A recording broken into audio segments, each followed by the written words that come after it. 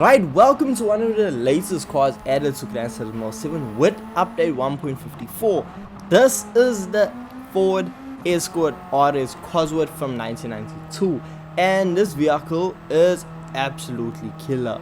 Now, this vehicle you can pick it up from the used car dealership for 147,100 credits.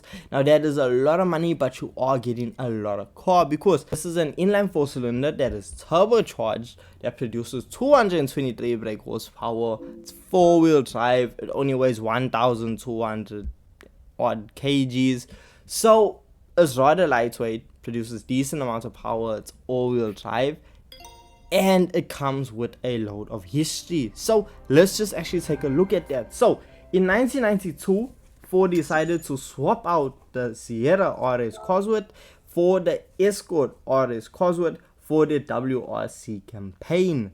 Now the Escort was already a masterpiece in itself, widely used for rally races in the late 1960s and the early 70s. Now Ford Europe took this vehicle and installed a highly tuned version of the 4-wheel drive power plant from the Sierra, added a large dual level rear wing, and created a fearsome racing machine.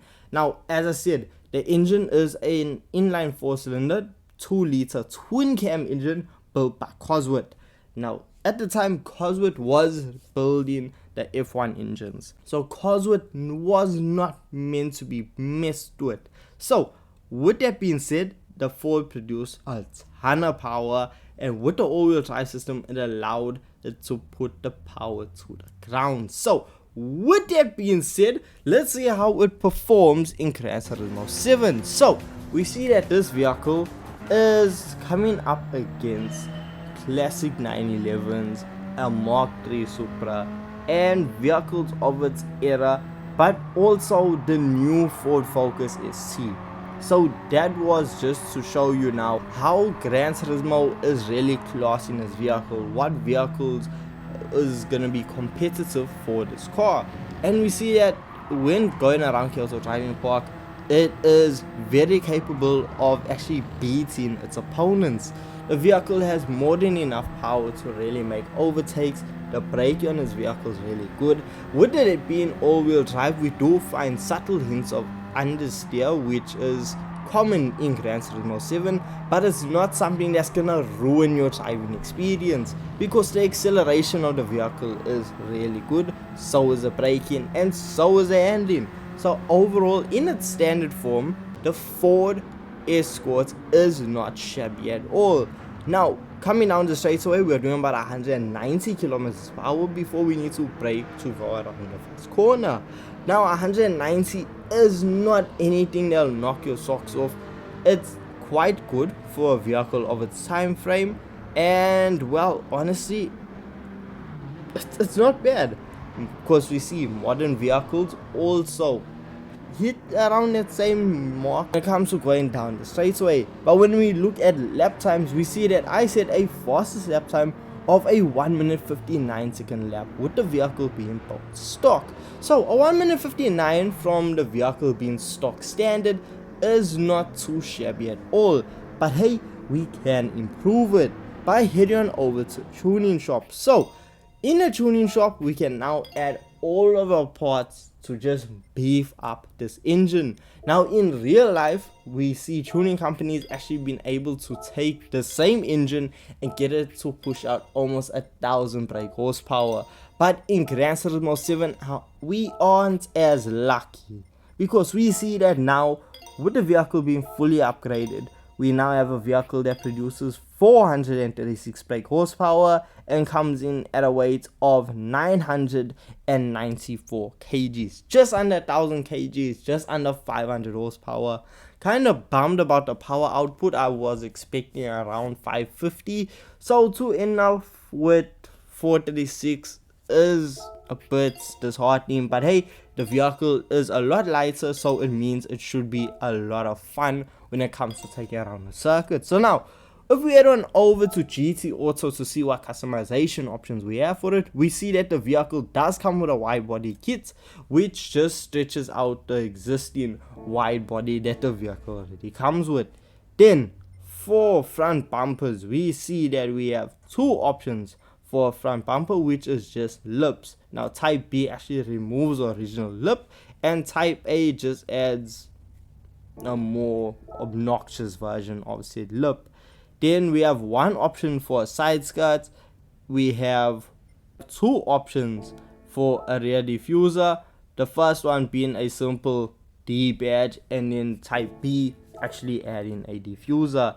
And then for rear wings, we see that we have a wingless option and a type A option. Now the type A option is actually the World Rally Car spec wing, so that's just a fun fact I throw in there. And we also see we do have additional customization, so can make your Ford quite unique. Now when you take it back out onto circuit after upgrading the vehicle, it is so much better. It's insanely fast, and what actually caught me off guard was how darty the Ford actually was.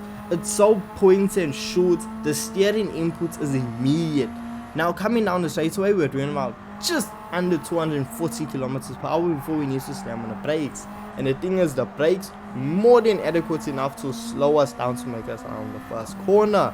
Now with it being an all-wheel drive car, I threw on a torque reaction differential.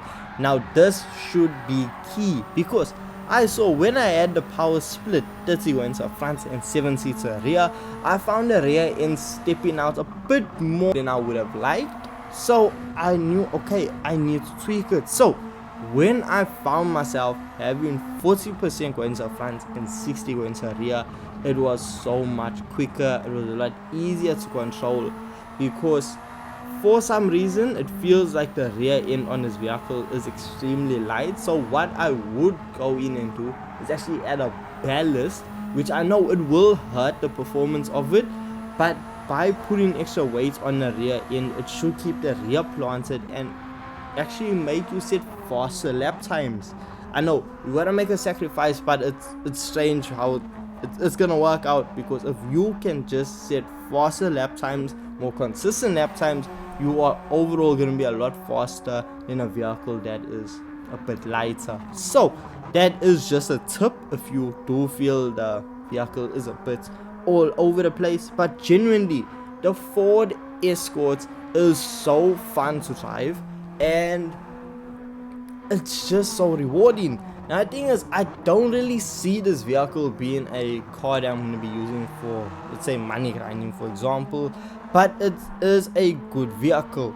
Now when it comes to lap times, I do find myself setting a fastest lap time of a 1 minute 37 second mark, which is not competitive, because I always say a 1 minute 35 is what you need to be sitting around the circuit to be competitive. So 2 seconds off the mark is not looking too good, but hey, it's still a really good vehicle. But you want to know somewhere where it is competitive? Well, that's off-road. We cannot review the Escort and not talk about its off-roading capabilities. This vehicle is an absolute hoot off-road. It is so fun, it's just so chuckable, and you can just have a blast in the vehicle. You can chuck it through any corner and the vehicle will just slide about. It's such a joyful experience, and I enjoyed every single moment in the Ford Escort. Am I gonna say this is better than the Sierra? Hot take, I prefer the Sierra. That's my opinion. I prefer the Sierra to this vehicle, but I cannot falter it. It still does what it's meant to do, and it is still incredible. So let me know your thoughts and opinions on the Ford Escort RS Cosworth in the comment section down below. And with this being said, I'll catch you guys in the next video. Peace.